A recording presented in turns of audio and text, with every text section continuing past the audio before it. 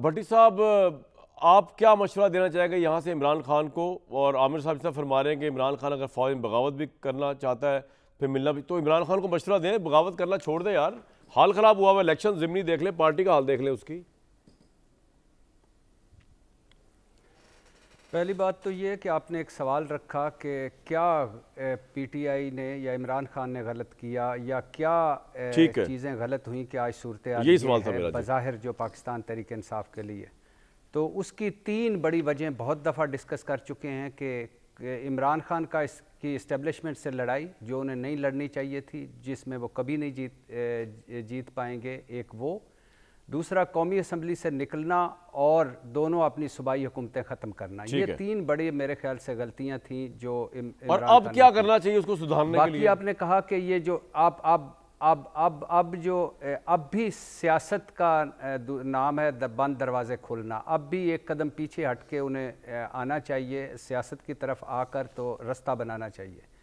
लेकिन क्या सवाल ये पैदा होता है कि क्या आज कौन पॉपुलर है या कौन मकबूल है? छोड़ दीजिए इक़्तिदार, ये तो इक़्तिदार में होकर भी ये बताते हैं कि हम इक़्तिदार में नहीं हैं, इनको छोड़ दीजिए, ये तो किसी योग्य नहीं रहे। इशू ये है कि आज पीपल्स पार्टी अगर फेयर एंड फ्री इलेक्शन हो तो सिंध की जमात है, और मुस्लिम लीग के फेयर एंड फ्री इलेक्शन हो तो पंजाब के चंद शहरों की जमात है। जमात एक ही आज भी है, पाकिस्तान तहरीक इंसाफ, जो पूरे मुल्क की जमात है और जिसकी पूरे मुल्क में नुमाइंदगी है, और पाकिस्तान तहरीक इंसाफ का कोई मुकाबला ही नहीं है इन दोनों के साथ। और ये दोनों जो इकट्ठे होकर बैठे हैं, मैं हैरान वैसे अक्सर होता हूँ, इमरान खान ने कहा था कि उस वक़्त कहा था, आपको शायद याद हो कि ये जमहूरियत का लिबादा ओढ़कर इकट्ठे हो जाएंगे, हम सोच भी नहीं सकते थे और हो गए। उन्होंने कहा कि ये जमहूरियत का लिबादा ओढ़कर अपने सारा कुछ बख्शवा लेंगे, बख्शवा लिया।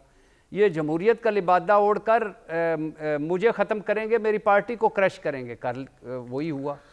तो ये इनका क्या है? इनके ये तो पहुँचे हुए बुज़ुर्ग हैं, इन्होंने तो ऐसे ही करना है और ऐसे ही करते रहे हैं। 35 साल से इन्होंने हमें झक्कड़ झोलों में घुमा है। जब इनसे जान छूटेगी तो ये मुल्क सही ट्रैक पे आएगा और आगे बढ़ेगा। ये इन्होंने हमें इन्हीं चक्रों में रखना है, ना इनसे कुछ होता है। कोई एक मुझे बता दें, कोई एक आलमी इदारे की किसी एक की रिपोर्ट मुझे बता दें जो इनके हक़ में है, कोई एक शोबा बता दें जिसमें इन्होंने तरक्की की। और ये जो वक्त गुजार रहे हैं, ये भी फील्ड मार्शल साहब को दुआएं दें, जो वो मुल्क जाके पैसे लाते हैं, जो ये अभी मार का हक हुआ, ऑपरेशन बुनियाद महसूस हुआ, ये हमारी सफारतकारी, ये चंद कामयाबियाँ इनकी हैं।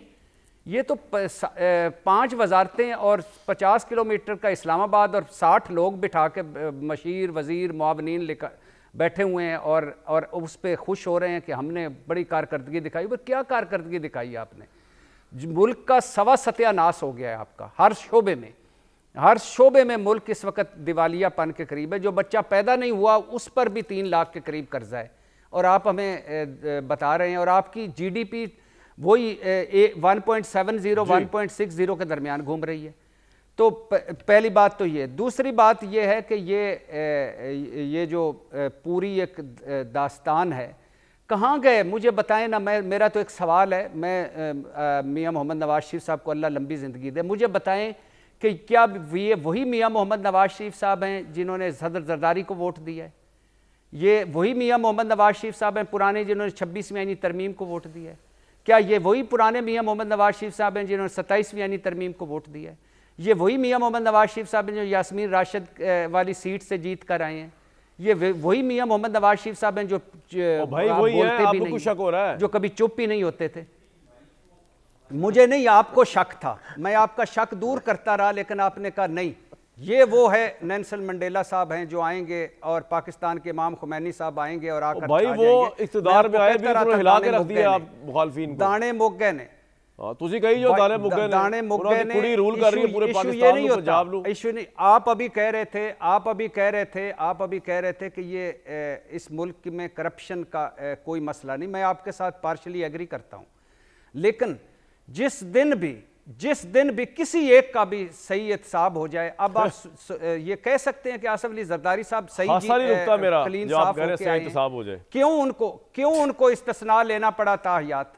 क्या आप कभी कह सकते हैं कि ये भट्टी साहब अब रोने से कोई फायदा नहीं, कौम भले पूरी मिलकर रोए, तरमीम हो चुकी।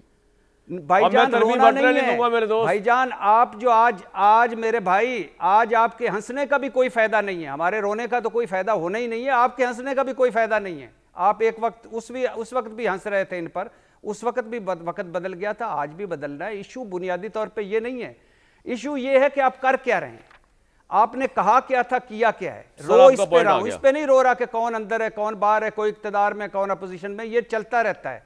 मैं इस पे आपका रो रहा हूं कि आपका नेल्सन मंडेला, कामरान शाहिद साहब, आपका इमाम खुमैनी, आपका भाई मेरा नेल्सन मंडेला तो अभी पैदा ही नहीं हुआ, इस जमिया पे नहीं रोएं। हुई। आप भी रोएं। एक ही बंदा है नवाज शरीफ साहब जिसने इमरान खान का मुकाबला करना है, वो नजर ही कहीं नहीं आ रहा। ठीक है भाई, नहीं आ रहा तो भाई, अगर आपको नजर नहीं आ रहा ना भट्टी साहब, एंटी इमरान है, प्रो भट्टी साहब मैं बताऊं, आपकी आंखें होगी एक एक्स्ट्रा सुपर अच्छी, ठीक है ना। पहले आप चश्मा लगाया करते थे, अब अल्लाह ने आपकी आंखों में साख दी, अब आप चश्मा छोड़ दिया।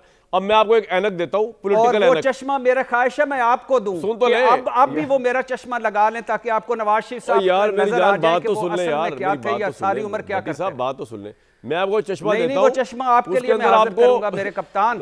नवाज शरीफ नजर भी आएंगे रूल करते हुए, पंजाब में भी और फेडरल में भी उनका भाई, और ये सिस्टम भी बड़ी आबोताज चमकता हुआ। अगर आप ये रूल कहते हैं तो फिर मेरा चश्मा आपको चाहिए, अगर ये रूल कहते हैं आप तो फिर आप चश्मा बना के ले आए, मैं आपका वाला पहन के देखने की कोशिश करता हूं।